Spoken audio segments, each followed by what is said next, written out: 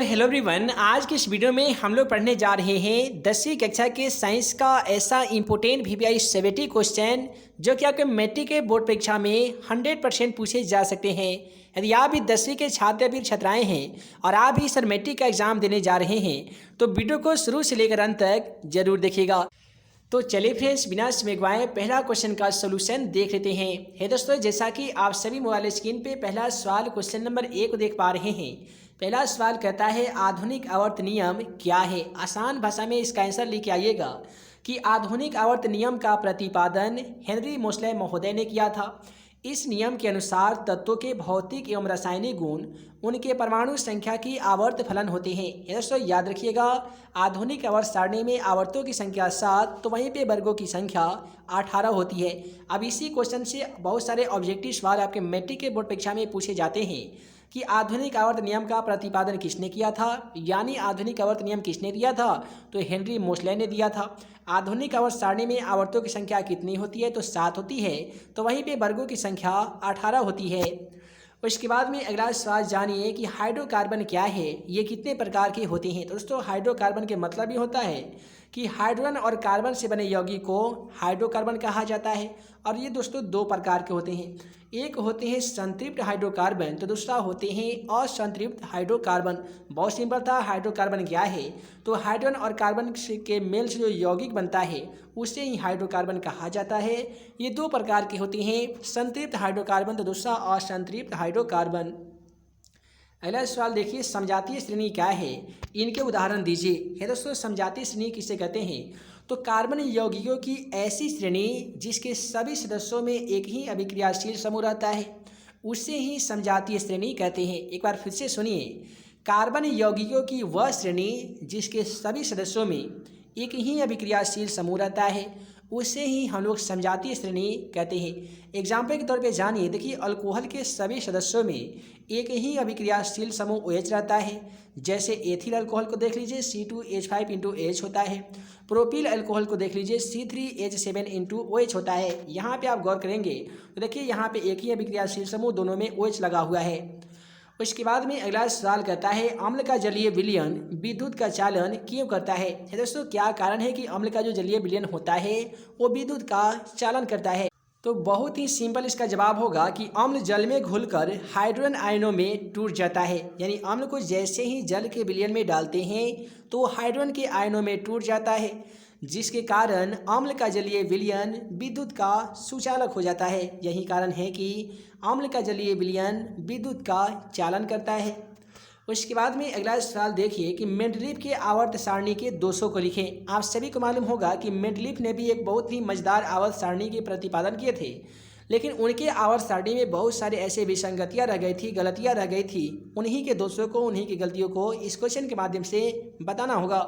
तो आसान शब्दों में लिखिएगा, मेंडलीफ के आवर्त सारणी के प्रमुख दोष निम्नलिखित है। रोमन नंबर 1 में लिखना होगा कि मेंडलीफ के आवर्त सारणी में हाइड्रोजन का स्थान विवादपूर्ण है। यानी मेंडलीफ की जो आवर्त सारणी है उसमें हाइड्रोजन का जो स्थान है ना, ये विवादित स्थान पे हाइड्रोजन को रख दिया गया है। रोमन नंबर 2 में लिखिएगा कि मेंडलीफ के आवर्त सारणी में अधिक परमाणु वाले तत्व को कम परमाणु वाले तत्व के पहले रखा गया है, जो कि कतई सही नहीं है। और इसके बाद में मेंडलीफ के आवर्त सारणी में समस्थानिकों के लिए कोई स्थान निर्धारित नहीं किया गया है। हालांकि उनके आवर्त सारणी में समस्थानिकों के लिए अलग से स्थान रखना चाहिए, लेकिन मेंडलीफ की बहुत ही एक बड़ी गलती है कि उन्होंने समस्थानिकों के लिए कोई भी स्थान निर्धारित नहीं किया है।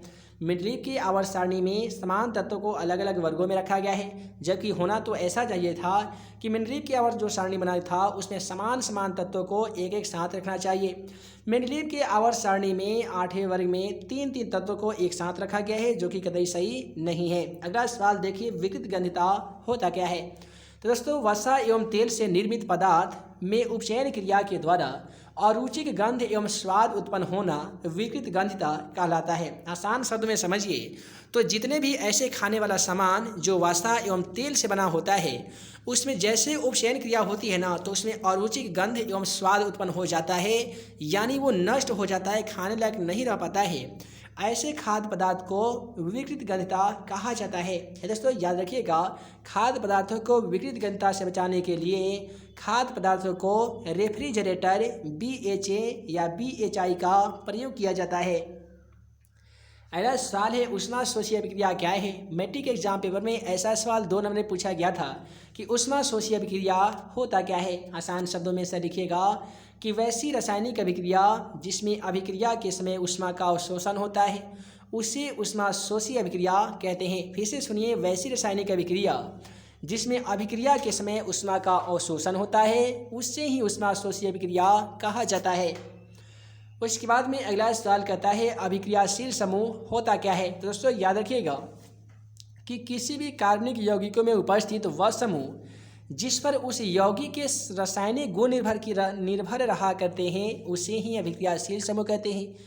फिर से सुनिए कि किसी भी कार्बनिक यौगिकों में उपस्थित एक ऐसा समूह जिस पर उस यौगिक के रासायनिक गुण निर्भर रहते हैं उसे ही तो क्रियाशील समूह कहते हैं। जैसे सभी अल्कोहल के अभिक्रियाशील समूह में क्या रहता है, तो OH रहता है जिस पर उसके गुण निर्भर रहा करते हैं।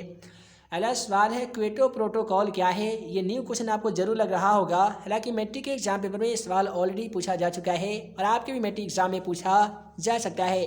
तो दोस्तों पृथ्वी पर बढ़ रही उष्णता को कम करने के लिए कई देशों ने मिलकर जापान के क्वेटो शहर में एक सम्मेलन का आयोजन शुरू किया था जिसे क्वेटो प्रोटोकॉल के नाम से जाना जाता है। एक बार फिर से सुनिए कि पृथ्वी पर बढ़ रही उष्णता को कम करने के लिए विश्व के तमाम देशों ने मिलकर जापान के क्वेटो शहर में एक सम्मेलन का आयोजन किया गया था जिसे पृथ्वी पर बढ़ रही उष्णता को कम करने के बारे में चर्चा की गई थी। इसे ही क्वेटो प्रोटोकॉल के नाम से जाना जाता है।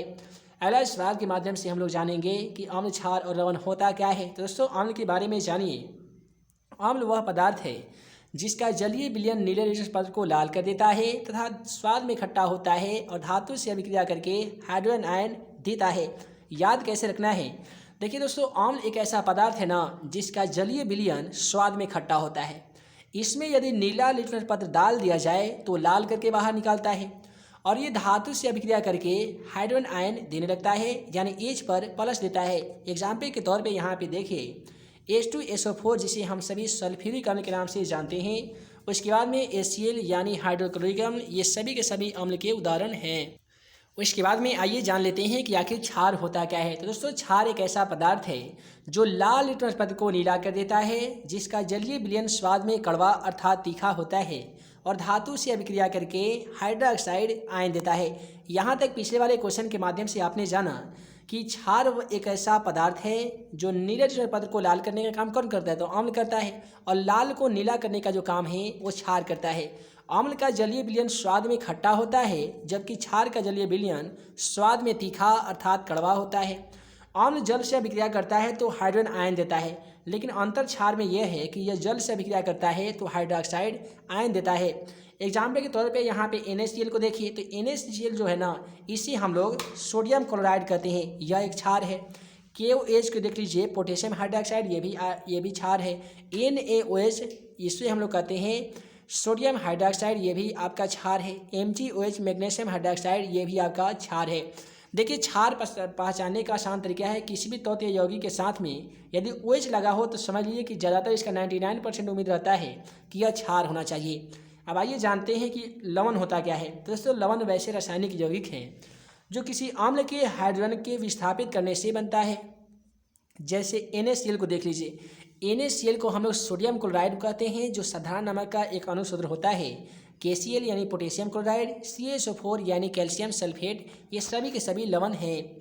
अगला सवाल के माध्यम से हम लोग जानने जा रहे हैं कि आखिर संक्षारण होता क्या है, इसे कैसे रोका जा सकता है। दोस्तों संक्षारण क्या होता है, तो किसी धातु का अन्य धातु या यौगिक के साथ अभिक्रिया करके अवांछित रूप में परिवर्तित होना संक्षारण कहलाता है। यहाँ तक कि इसके माध्यम से आपने जाना कि संक्षारण होता क्या है, तो किसी भी धातु किसी अन्य धातु या यौगिक के साथ अभिक्रिया करके अवांछित रूप में परिवर्तित होना संक्षारण कहलाता है।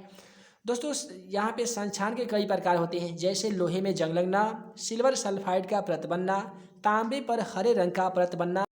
तो यहाँ तक हमने जाना कि संक्षारण होता क्या है, इसका बहुत सारे एग्जाम्पल भी हम लोगों ने जान लिया है। अब आइए जानते हैं धातुओं को संक्षारण से बचने के लिए हम सभी को क्या करना चाहिए। तो दोस्तों, धातु को संक्षारित होने से बचाने के लिए उसे मिश्र धातु में परिवर्तित कर देना चाहिए या उसके सतह पे जस्ता या सोना चांदी की परत चढ़ा देनी चाहिए। इस प्रकार से हम किसी भी धातु को संक्षारित होने से आसानी तरीके से बचा सकते हैं। उसके बाद में अगला सवाल कहता है, रासायनिक गुणों के आधार पर धातु और धातु में अंतर स्पष्ट कीजिए। तो दोस्तों, रासायनिक गुणों के आधार पर धातु और धातु में प्रमुख अंतर निम्नलिखित है। रोमन नंबर 1 में लिखिएगा कि धातु के ऑक्साइड क्षारीय होते हैं जबकि धातु के ऑक्साइड अम्लीय होते हैं। रोमन नंबर 2 में लिखिएगा कि धातु अम्ल से अभिक्रिया करके हाइड्रोजन गैस देता है जबकि धातु अम्ल से अभिक्रिया करके हाइड्रोजन गैस नहीं देता है। धातु के कार्बोनेट, सल्फेट एवं नाइट्रेट होते हैं जबकि धातु के ये सब नहीं होते हैं। धातु क्लोरीन गैस के साथ अभिक्रिया करके वैद्युत संयोजक क्लोराइड बनाता है जबकि धातु Cl2 से अभिक्रिया करके वैद्युत सहसंयोजक क्लोराइड बनाता है। उसके बाद में अगला क्वेश्चन के माध्यम से आप जानेंगे कि साबुन एवं अपमार्जक में क्या क्या अंतर होते हैं। दोस्तों, आसान शब्दों में याद रखिएगा कि साबुन एवं अपमार्जक में प्रमुख अंतर निम्नलिखित है। रोमन नंबर 1 में लिखना है कि साबुन में कार्बोक्सिल अम्ल की लंबी श्रृंखला होती है जबकि अपमार्जक में बेंजीन सल्फ्यूरिक अम्ल की सोडियम लवण होते हैं। रोमन नंबर 2 में लिखना है कि साबुन द्वारा कठोर जल में कपड़ा साफ नहीं किया जा सकता है जबकि अपमार्जक के द्वारा कठोर जल में भी कपड़ा साफ किया जा सकता है। रोमन नंबर 3 में लिखना होगा कि अपमार्जक में साबुन की अपेक्षा आर्द्रता गुण अधिक पाया जाता है। साबुन वनस्पति तेल के साथ बनाया जाता है जबकि अपमार्जक पेट्रोलियम के हाइड्रोकार्बन से बनाया जाता है। अब आइए अगला सवाल कहता है कि उत्कृष्ट गैसों को अलग अलग समूह में क्यों रखा जाता है। जितने भी उत्कृष्ट गैस होते हैं उसे अलग अलग समूहों में, अलग अलग वर्गों में क्यों रखा जाता है। तो आसान शब्दों में याद रखिएगा कि उत्कृष्ट गैसों की खोज मेंडलीव की आवर्त सारणी बनने के बाद में हुई थी। दूसरी ओर ये क्रियाशील भी नहीं होते हैं। यही कारण है कि उत्कृष्ट गैसों को अलग अलग समूहों में रखा गया है। जरा ध्यान दीजिएगा, उत्कृष्ट गैसों की जो खोज है वो मेंडलीव के आवर्त सारणी बनने के बाद में हुई थी। दूसरी ओर ये बहुत ही कम क्रियाशील होते हैं। यही कारण है कि उत्कृष्ट गैसों को अलग अलग समूहों में रखा गया है। अगला सवाल क्वेश्चन 15 को देखिए। दोस्तों, क्वेश्चन 15 क्या कहता है कि प्लेटिनियम और सोना चांदी का उपयोग आभूषण बनाने में क्यों किया जाता है। आइए जानने जा रहे हैं आखिर क्या कारण है कि प्लेटिनियम और सोना चांदी का जो इस्तेमाल है वो आभूषण बनाने में किया जाता है। दोस्तों, याद रखिएगा, प्लेटिनियम और सोना चांदी कम क्रियाशील होता है। यानी प्लेटिनियम, सोना और चांदी एक ऐसा धातु है जो बहुत ही कम क्रियाशील होता है। दूसरी ओर इसमें जंग भी नहीं लगता है और इसकी चमक हमेशा तक बनी रहती है। यही कारण है कि प्लेटिनियम और सोना चांदी का उपयोग आभूषण बनाने में किया जाता है। उसके बाद में यहाँ पे साबुन अपमार्जक में हम लोग अंतर देख लिए हैं। अब आइए जानने जा रहे हैं एक अच्छे साबुन की क्या क्या विशेषता होनी चाहिए। दोस्तों, एक अच्छे साबुन की प्रमुख विशेषता निम्नलिखित है। पहला, रोमन नंबर 1 में लिखिएगा कि एक अच्छा साबुन अल्कोहल में विलय होता है। उसके बाद में रोमन नंबर 2 में लिखिएगा कि इसमें 10% से अधिक नमी नहीं होनी चाहिए। रोमन नंबर 3 में लिखिएगा कि इसे प्रयोग करते समय चटकना नहीं चाहिए, यानी टूटना नहीं चाहिए। इसमें मुक्त क्षार उपस्थित नहीं रहता है। एक अच्छे साबुन की ये सभी की सभी प्रमुख विशेषता है जो एक अच्छे साबुन में होनी चाहिए। तो इस प्रकार से आज की इस वीडियो में हम लोगों ने जाना 10वीं कक्षा के साइंस का ऐसा इम्पोर्टेंट VVI 70 क्वेश्चन जो कि आपके मैट्रिक के बोर्ड एग्जाम के लिए काफ़ी इंपॉर्टेंट है। इसी प्रकार से 10वीं कक्षा के इंपॉर्टेंट क्वेश्चन का PDF यदि आप लेना चाहते हैं, हालांकि इस PDF में अभी बहुत सारे ऐसे क्वेश्चन मौजूद है जिसका सोल्यूशन करना अभी बाकी है। उन तमाम क्वेश्चनों का सोल्यूशन देखने के लिए हमारे channel math and magic tips को सब्सक्राइब करने के साथ बेल आइकन को दबा दीजिए ताकि ऐसे ही आने वाली हर इंपॉर्टेंट क्वेश्चन का वीडियो आप सभी को मिल सके और आप हमारे द्वारा बनाए गए तमाम VVI क्वेश्चन का वीडियो सबसे पहले देख सकें। है दोस्तों, यदि आपने अभी तक मेरा मोबाइल एप्लीकेशन को इंस्टॉल नहीं किया है तो जल्दी से इस वीडियो के डिस्क्रिप्शन बॉक्स में चले जाइए और वहाँ पे मैथ एंड मैजिक टिप्स का ऑफिशियली मोबाइल एप्लीकेशन का लिंक दे दिया गया है। वहाँ से आप जाके 10वीं कक्षा का मोबाइल ऐप को इंस्टॉल करके बेहतर से बेहतर तैयारी कर सकते हैं। साथ ही आप हमारे एजुकेशनल वेबसाइट questionforexam.com के माध्यम से भी बेहतर से बेहतर तैयारियाँ कर सकते हैं। तो इन सभी का लिंक हमारे वीडियो के डिस्क्रिप्शन बॉक्स में दे दिया गया है।